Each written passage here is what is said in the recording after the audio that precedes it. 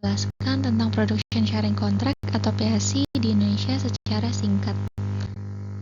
PSC atau kontrak bagi hasil ada suatu perjanjian kerjasama antara pemerintah dengan perusahaan migas untuk melakukan kegiatan eksplorasi dan eksploitasi di wilayah tertentu. PSC menetapkan pembagian hasil produksi antara pemerintah sebagai pemilik sumber daya dan kontraktor setelah dikurangi biaya operasional dan pengembalian biaya yang telah disepakati. PSC menekankan prinsip yang pertama, kepemilikan sumber daya tetap berada di tangan pemerintah hingga titik penyerahan.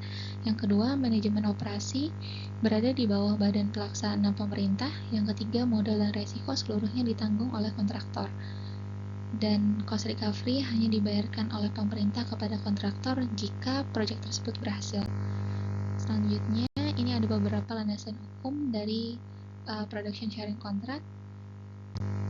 Lalu, lembaga yang terlibat, yaitu pemerintah Indonesia yang bertindak sebagai pemilik sumber daya migas, ada Kementerian SDM yang bertanggung jawab dalam penetapan kebijakan dan penawaran wilayah kerja.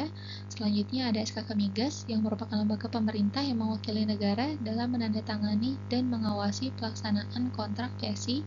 Selanjutnya ada kontraktor kontrak kerjasama atau K3S yang merupakan perusahaan swasta ataupun BUMN yang bertindak sebagai operator yang melaksanakan kegiatan eksplorasi dan produksi. Lalu ada flowchart dari skema cost recovery. Yang pertama itu ada bagian gross production yang merupakan total produksi kotor minyak atau gas dari suatu blok pada periode tertentu sebelum ada pengurangan apapun. Selanjutnya ada FTP atau First Range Petroleum, yaitu bagian tertentu produksi yang diambil pemerintah sebelum pengembalian biaya. Lalu ada cost recovery, yaitu penggantian biaya operasi dan investasi yang telah dikeluarkan kontraktor untuk eksplorasi, pengembangan, dan produksi. Namun harus diingat bahwa ada cost recovery limit yang biasanya diatur per tahun. Lalu ada equity to be split atau ETS yang merupakan bagian produksi yang akan dibagi antara pemerintah dan kontraktor berdasarkan formula profit split. Ada government split selanjutnya, yaitu porsi bagi hasil profit oil atau gas yang menjadi hak pemerintah dari ETS. Persentasenya ditetapkan dalam kontrak PSC, misalnya 85% untuk minyak dan 70% untuk gas. Selanjutnya ada kontraktor split yang merupakan porsi profit oil atau gas yang menjadi hak kontraktor dari ETS setelah pembagian dengan pemerintah. Lalu ada DMO atau Domestic Market Obligation yang merupakan kewajiban kontraktor untuk menyerahkan sebagian produksi ke pasar domestik Indonesia. Pemerintah sendiri menentukan volume DMO dan harganya sering dikenakan DMO holiday atau harga khusus tertentu. Nah, ketika kontraktor telah menyerahkan DMO volume, pemerintah akan membayarnya dengan istilah atau dalam istilah DMO fee gitu kepada kontraktor. Selanjutnya ada taxable income yang merupakan pendapatan kena pajak kontraktor. Lalu ada net contractor share yang merupakan bagian bersih produksi dan pendapatan yang menjadi hak kontraktor setelah dikurangi cost recovery, DMO, dan pajak.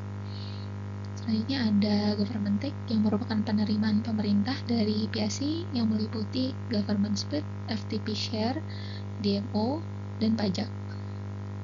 Lalu ada contractor take yang merupakan total penerimaan ekonomi bersih kontraktor yang mencerminkan profitabilitas investasi kontraktor dalam PSC tersebut. Ini adalah contoh detail perhitungan matematis dari skema cost recovery. Pertama, kita menghitung gross revenue yang merupakan oil production dengan unit stock tank barrel dikalikan dengan crude oil price dengan unit USD per barrel. Lalu kita menghitung besaran FTP di Indonesia sebesar 20%. Jadi FTP sama dengan gross revenue dikalikan 20%. Selanjutnya kita mengevaluasi cost revenue. Terdapat 4 variabel penting dalam cost revenue, yaitu sunk cost yang merupakan segala biaya yang sudah keluar sebelum POD, lalu intangible cost, biaya yang tidak menghasilkan aset fisik seperti jasa, administrasi, dan biaya aktivitas, lalu ada depreciated tangible cost yang merupakan biaya aset fisik yang nilainya turun. Jadi persentase depresiasi itu sebesar 25% selama 5 tahun, maka jika menggunakan metode straight line methods, dalam 1 tahun persentase depresiasinya sebesar 5% dan dikalikan dengan temporality tangible cost. Lalu ada OPEX, yaitu operational expenditure, yang merupakan biaya rutin untuk menjalankan, memelihara, dan mengoperasikan fasilitas produksi setelah proyek masuk fase produksi. Keempat variabel tersebut dijumlahkan dan ditaruh dalam satu variabel yang disebut cost pool. Perlu diingat bahwa di Indonesia, cost recovery memiliki cost recovery limit sebesar 80%. Sebagai contoh, jika di tahun ini cost pool sebesar 100 juta dengan adanya cost recovery limit sebesar 80%, maka maksimum cost recovery yang dapat dibayarkan di tahun ini hanya sebesar 80 juta. Kita pun perlu mengevaluasi kemampuan bayar cost recovery pemerintah di tahun ini. Dievaluasi dari gross revenue dikurangi dengan FTP. Jika gross revenue dikurangi FTP sebagai contoh sebesar 50 juta dibandingkan dengan cost pool yang 100 juta, maka kemampuan bayarnya hanya sebesar 50 juta.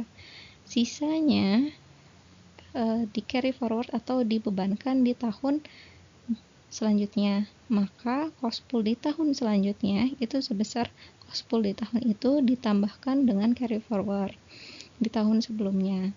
Lalu masuk ke dalam equity to be split atau ETS. ETS sendiri terdiri atas gross revenue dikurangi FTP dikurangi cost recovery yang telah dikeluarkan di bagian sini, lalu ditambahkan dengan FTP. Selanjutnya ETS dibagi ke dalam 2 bagian, yaitu government split dan kontraktor split. Government split sebesar 75% dan kontraktor split sebesar 25%. Jadi bisa dilihat bahwa government split sama dengan ETS dikalikan 75% dalam stock tank barrel, itu government split dalam unit USD dibagi oleh crude oil price dalam unit USD per barrel. Hal yang sama pun dilakukan untuk kontraktor split. Jadi kontraktor split dalam unit USD itu sama dengan ETS dikalikan 25% dalam unit stock tank barrel. Kontraktor split dalam unit USD dibagi crude oil price dalam unit USD per barrel. Selanjutnya, kontraktor perlu memenuhi kewajibannya untuk mensuplai kebutuhan dalam negeri sebesar 25%. Jadi DMO volume dalam unit stok tank barrel sama dengan kontraktor split dalam unit stok tank barrel dikalikan 25%. Pemerintah wajib membayar DMO fee sebesar DMO volume dalam unit stok tank barrel dikalikan 1 dikurangi 25% dikalikan ICP dalam unit USD per barrel. Jadi dapat dilihat bahwa pemerintah membayarkan DMO di bawah harga pasar. Selanjutnya ada taxable income. Jadi taxable income adalah kontraktor split dikurangi DMO ditambahkan DMO fee. Lalu kontraktor perlu membayar pajak sebesar 40%. Jadi income tax sama dengan taxable income dikalikan 40%. Lalu ada net contractor share, yaitu taxable income dikurangi income tax. Selanjutnya didapatkanlah kontraktor take. Jadi kontraktor take adalah NCS ditambahkan dengan cost recovery. Sedangkan untuk government take sendiri itu adalah government split ditambah dengan DMO dan ditambah dengan income tax. Alasannya, terima kasih.